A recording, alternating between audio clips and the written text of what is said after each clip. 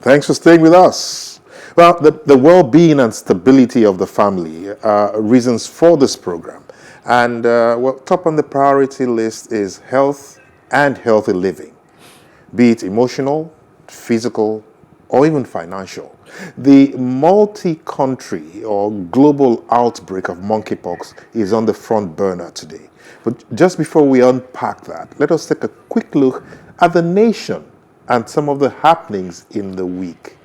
Helen, are we making good progress? Yes, what do you we are. think? We are making progress. I wish I could share your optimism. We're making progress. Why do I say that? Because the youths are up and going. They are. And just on the 13th, that was on the 12th, that was yesterday. The world again celebrated the World Youth Day. Yeah, they celebrated us. Us. Yeah.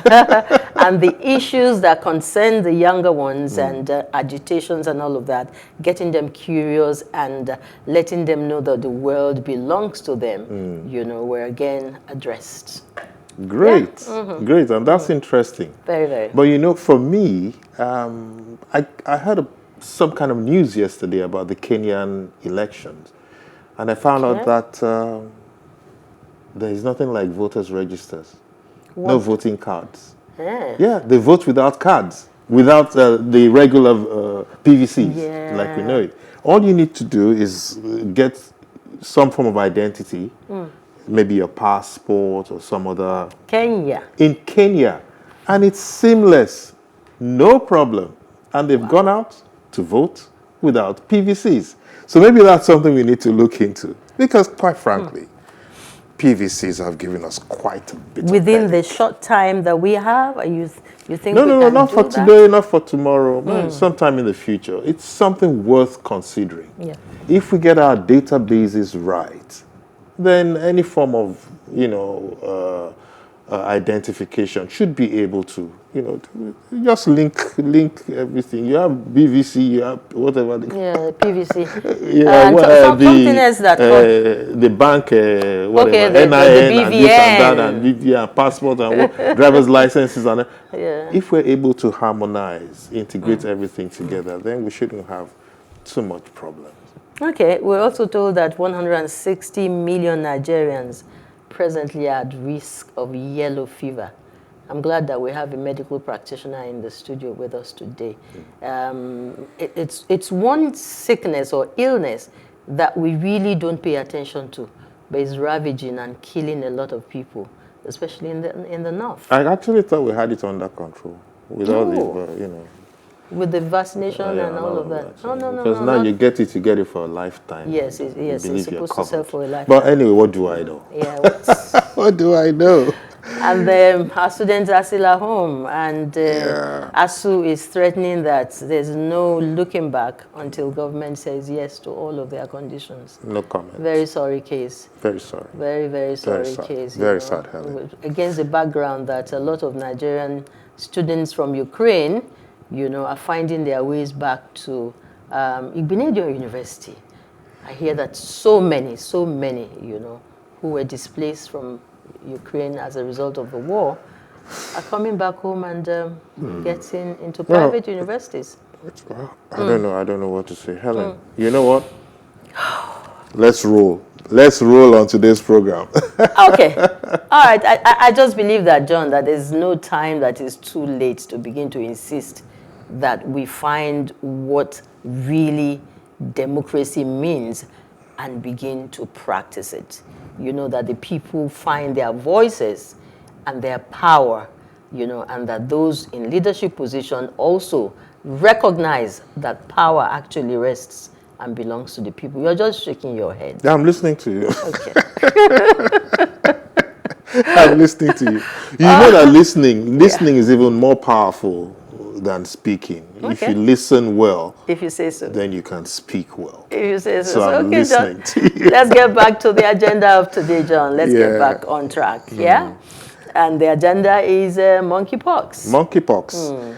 The agenda is monkeypox, and today we are told that it's one of the most ravaging or threatening, things we will have around us. As of Tuesday, we were told that Lagos has taken the lead again. They have well over 200 cases, we hear, and that's quite worrisome.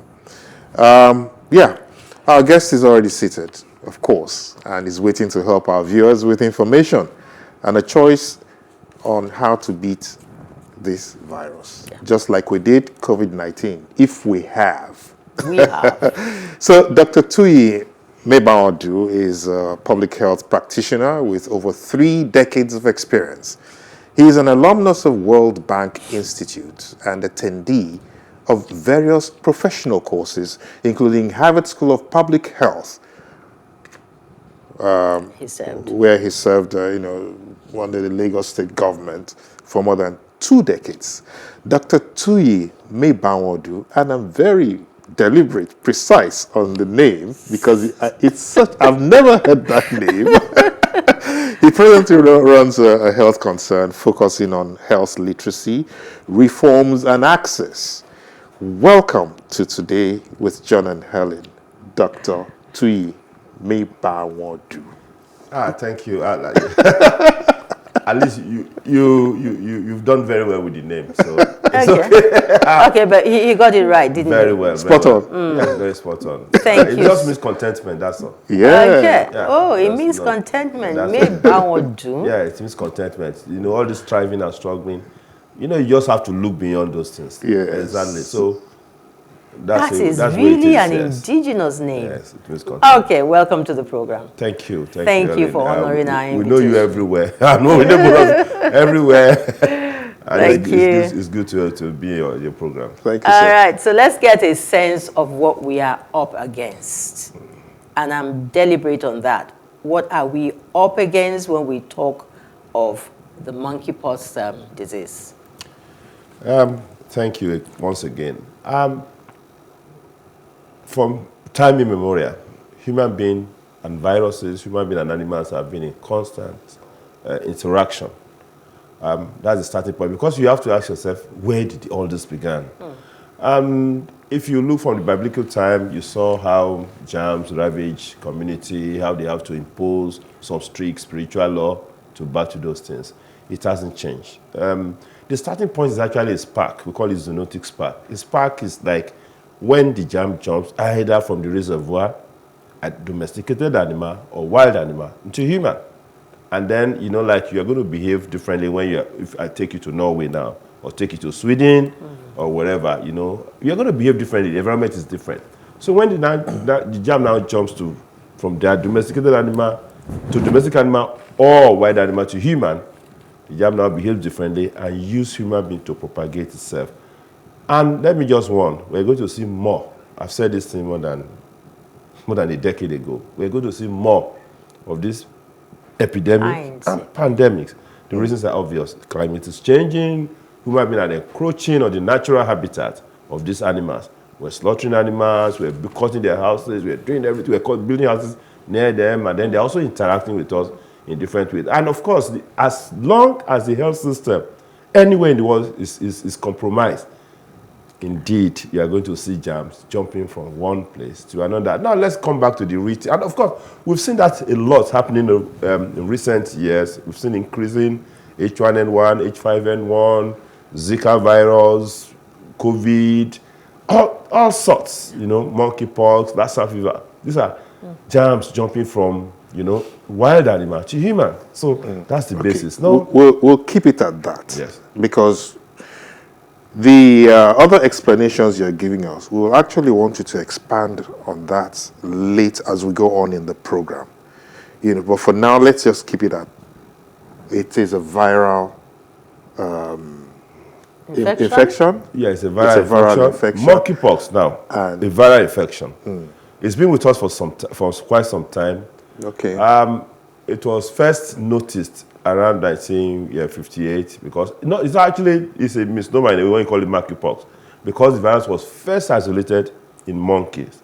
But actually, the natural reservoirs are the rodents of West Africa and Democratic of Congo varieties. But the first case was seen in 1970 in a child in DR Congo.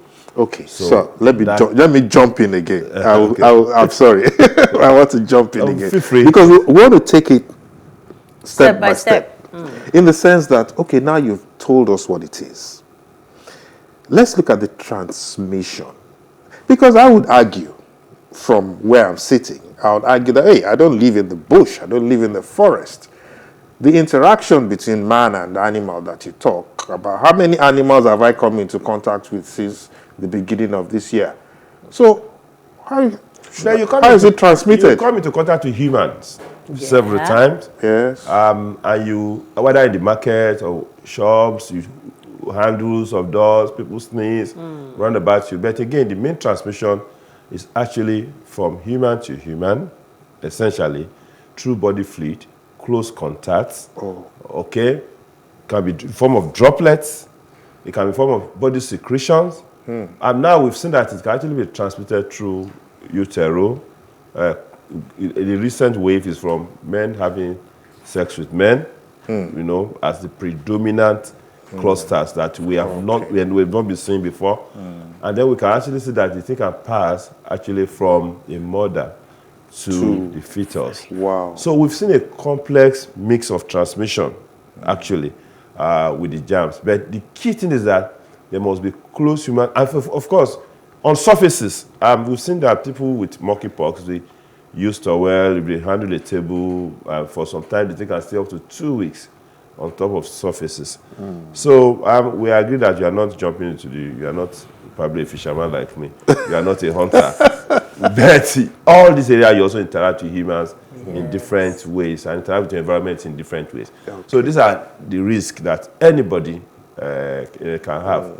So, it became a big issue because sometimes in May, we saw that, even as August 2nd, we saw that as much as 32,000 cases worldwide, more than 80 countries.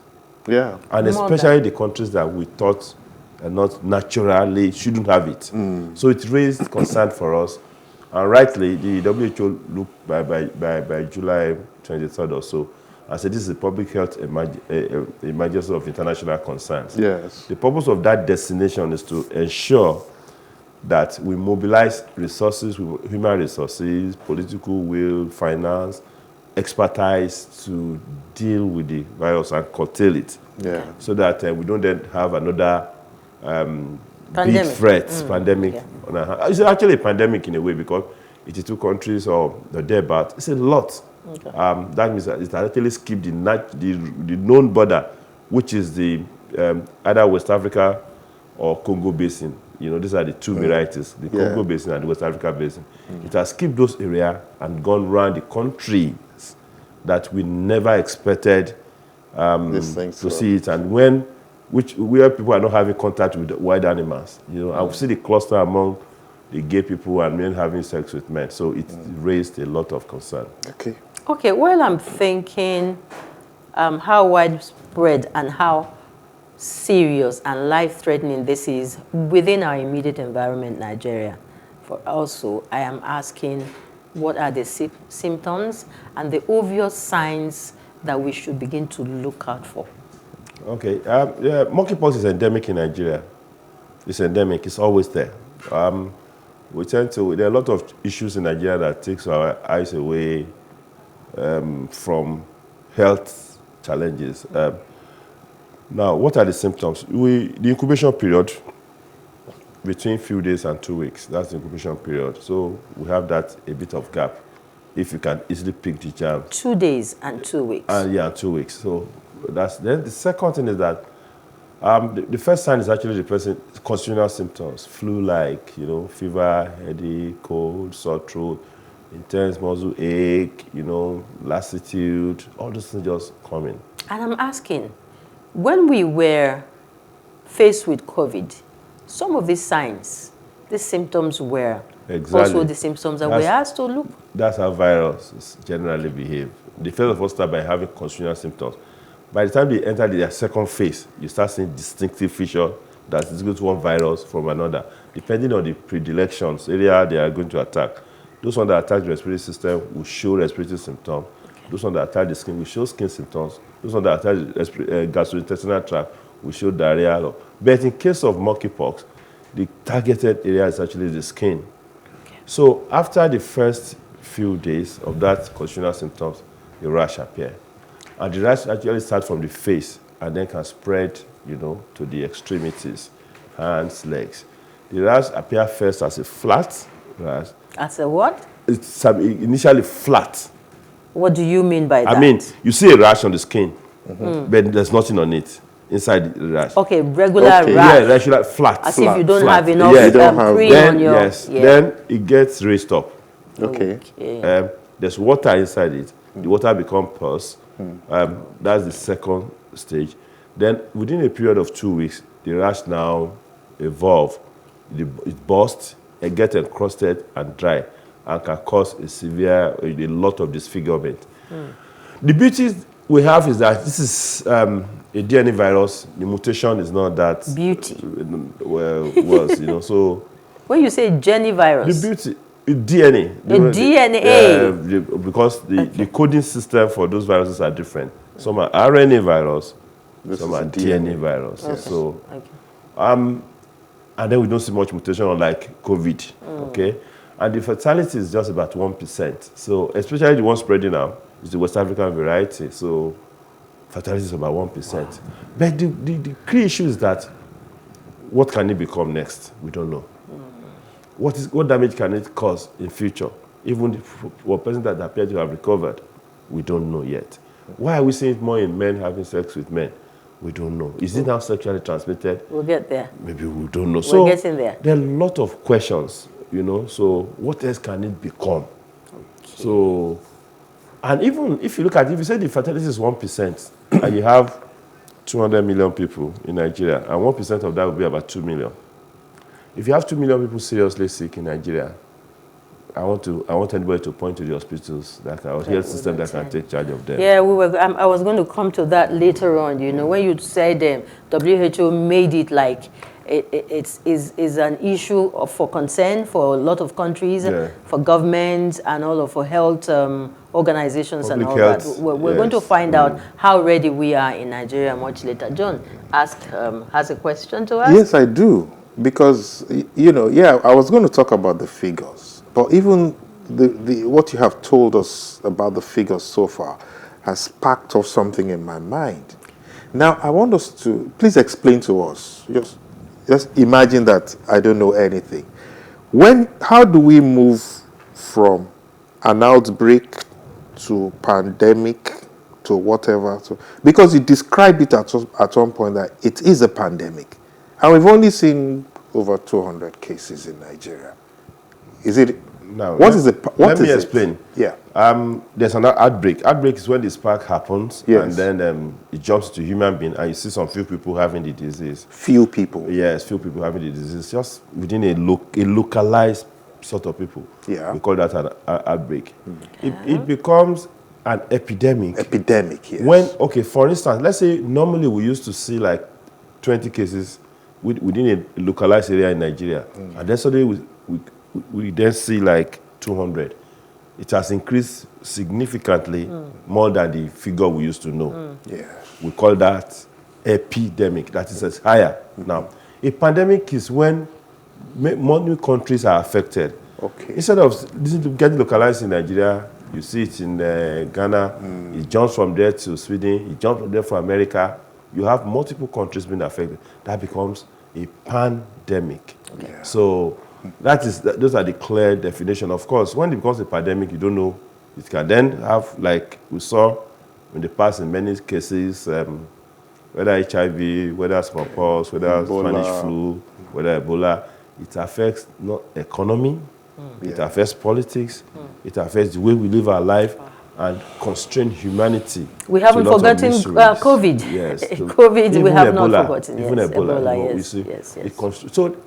yes. Health is now seen as a strategic, health threats are seen as strategic issues concerning economy, concerning political, and concerning the well-being of the whole world. And in reality, if we're simulating a scenario that can actually wipe off humanity, either we see, a mass terrible disease that just go around humanity like that and kill many people, or we see, you know, a meteorite hitting the earth, or multiple scales of natural disasters, repeated earthquake, fire, and those things. So these are the scenario, and people stand still and try to simulate that if we have this kind of thing, what should we do? That's where we're getting at. There we are in Nigeria, we're still trying to either articulated or batified or obedient, or whatever we choose to be. Well, we get yes, so you said it does affect politics, so politics is part of life, all right?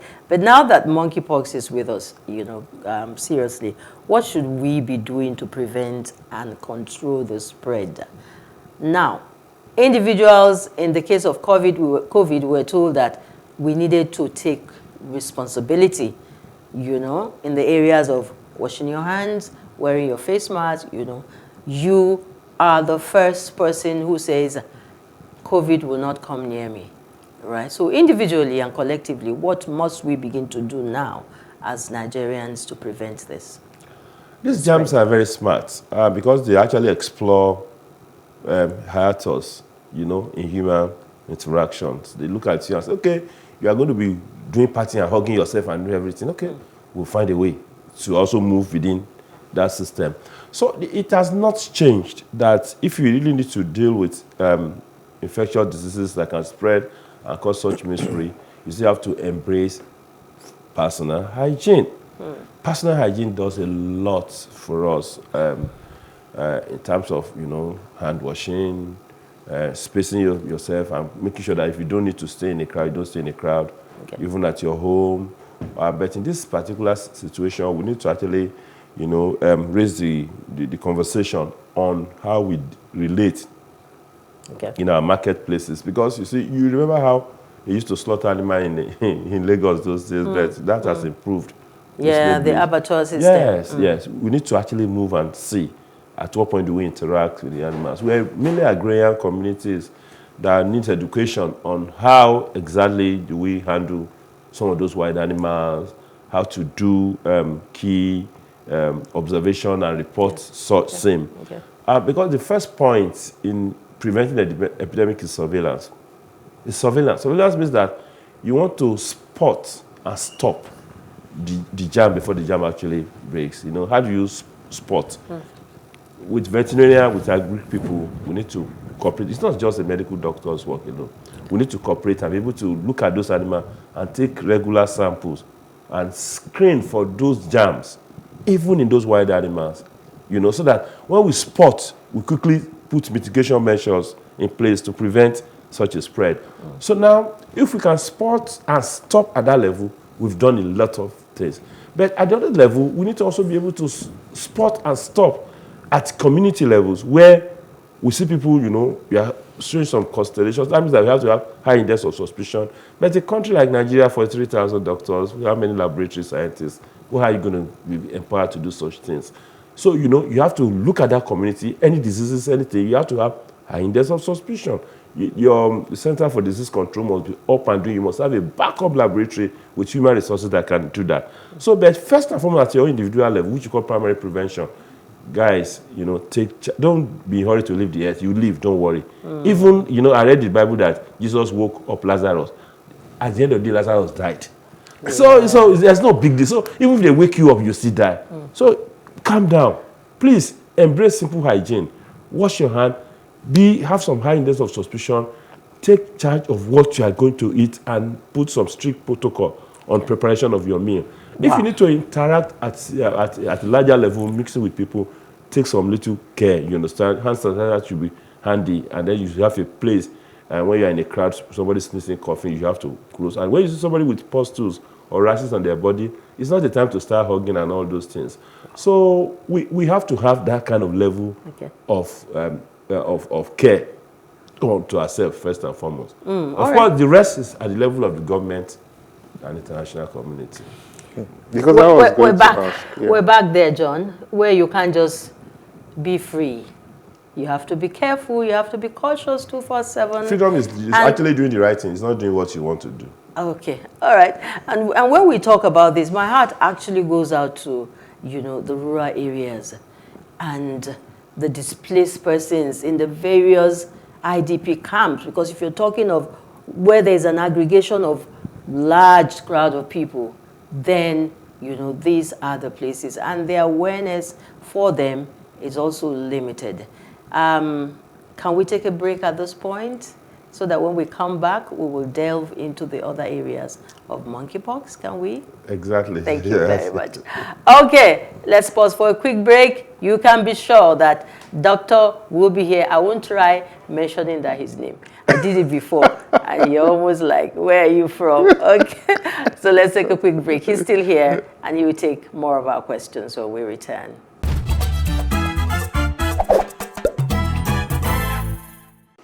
Yeah, welcome to the concluding part of our conversation on monkeypox with Dr. Tuyi Mebawondu, who is a public health practitioner. Dr. Tuyi, welcome. I mean, you've engaged us so much. I'm so awe-stricken that, but I'm worried. I'm worried about a few things. You know, because we hear that sores and rashes, for instance, are probable signs of monkeypox. You've described them to us earlier on. Could you tell us to what extent we can, is it the whole body? Because the shots that we saw predominantly were on the faces and all. Did you have them like on your back? You know. Yes, like I said, it starts from. How extensive? It starts from the face and then spreads to the arms, to the hand, to the trunks. And you know, one of the that could be quite challenging in medical practice is rashes. Many things give rashes, but they are distinct rashes. But in the case of these rashes, they are actually bigger. They're not like smallpox or chickenpox rashes. They're actually bigger and very ferocious in a way. And you see them everywhere, pumping with pus tools inside. Some of them having encrusting, you know, broken and encrusting. They're big. And in between those rashes, the skins are actually normal, you know. I bet some rashes you see that there's even within the rashes, the skins are not really very normal. So, but they're big, you know, and can spread every part of the body. So, what I would just counsel is that we shouldn't just take any rashes for granted, no matter how tiny. Okay. Snap it, send to your doctor, or visit your doctor. Let him help you identify what type of rash you're having. Okay, all right. That's good enough. Now, we hear that in the UK, monkeypox has been linked to a high number of homosexuals and bisexuals. You talked about it earlier briefly. What's the connection? You said it's animal, basically. So where does this come? The spark is from, like we mentioned, you know, it came from somewhere in West Africa. I mean, this one that is spreading. Now, I think for us, we cannot now start labeling without, you know, further study, labeling monkeypox as sexually transmitted infection, okay? But what we know is that the intimacy, the key word is that intimacy. And then some of those rashes may not even appear on the face, appear in the rectal area. And then the fluid from those rashes actually, you know, can be quite contagious. And then a lot of intimacy do happen among the men having sex with men. Could that be the reason why we're seeing more on them? Could it be that actually, you know, the surveillance has increased and those people are quite particular about checking their health? Has the virus now mutated to become sexually transmitted? These are still questions. Because in science, you don't just make allusions without proper evidence. Evidence is the key to drive your thinking in science. So it's still an ongoing conversation trying to find out exactly why are these people showing more of this. And of course, it was one of those gay pride, gay pride ceremony or carnival that the thing broke out. So that points out to the fact that even condom may not necessarily prevent monkeypox. Okay. Because intimacy, skin to skin, sharing towels, you know, somebody sneezing and coughing, kissing, you know, those ones cannot be prevented with condom. So, like I said, it's an ongoing thing. I read somewhere too, and they were talking about, and you said it earlier on, that it's genetic somehow. They were talking about there's a possibility of the transfer of infection from mother to an Exactly. unborn We've child? seen the virus a lot in the semen, in the placenta tissue. People who are immunocompromised, children, older people, they're at risk. People with HIV, people using corticosteroid or even cancer drugs. So anything that pushed out the immune system allows the virus to take a wide appearance. So that's why you see the differences in the kind of the rashes you see in some people. Some are just so ferocious, staring at you. Some are just like mild, but it's still the same monkeypox, depending on The stage of manifestation. depending on even the premorbid state of the person picking the virus. That's a medical term, premorbid. Premorbid, what is the state? What was even wrong with the person before? Okay. Is the person immunocompromised? Is he a very young person? Is he having HIV/AIDS? Is he on corticosteroid? Is he having anti-cancer drugs? These are some of what we mean by the state before the disease. Okay. So, all right. Doctor, before we go to the treatment regime, because we would like you to tell us a bit about that, I want to take us to the Democratic Republic of Congo, which appears to be the source for not just this, but one or two others in the past. What is going on? Beautiful jungle, beautiful environment, nature in its precinct. That is what DR Congo is exactly. And then you see a lot of biodiversity in that area. So, and then the second thing that happened was that a lot of people are doing work in the DR Congo. Again, you remember a lot of mining activities. Congo has all sorts of mines. For deep in the jungle. So there's a lot of interaction. A lot of interaction, human activities, interaction with those animals, and then at the end of the day, some jam jumps into them. Okay. So I think that is actually the core thing happening. If you see that happening in Nigeria, you will see jams jumping from animals to humans. All right. So as we look at prevention and curative, and I want to ask him, what's the speed? What's the seriousness, in government, in health, practice, and all of that, to try and curb this? What must we do right now as we round up? Okay, we say first of all, guys, take charge of yourself. That's my humble advice, because you see, some of us, we've been involved in a lot of assessment of the health capabilities in Nigeria. For COVID, it was vaccine.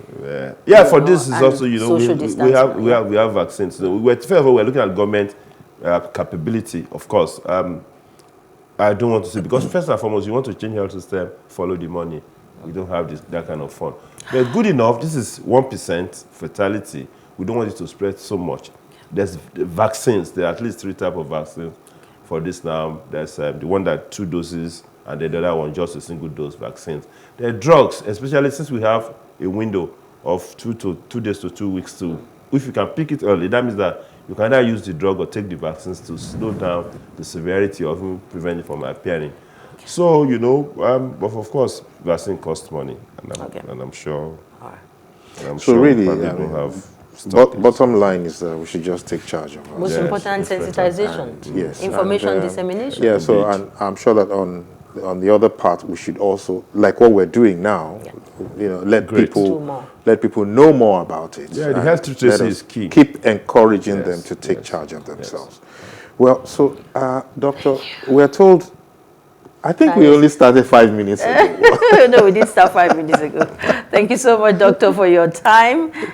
We keep hoping that the vital information towards creating better awareness and prevention of this disease, is an ongoing thing in your various hospitals. As people come for other ailments, we should find windows where we can throw this in so that it doesn't get to the level of epidemic. Is it there now?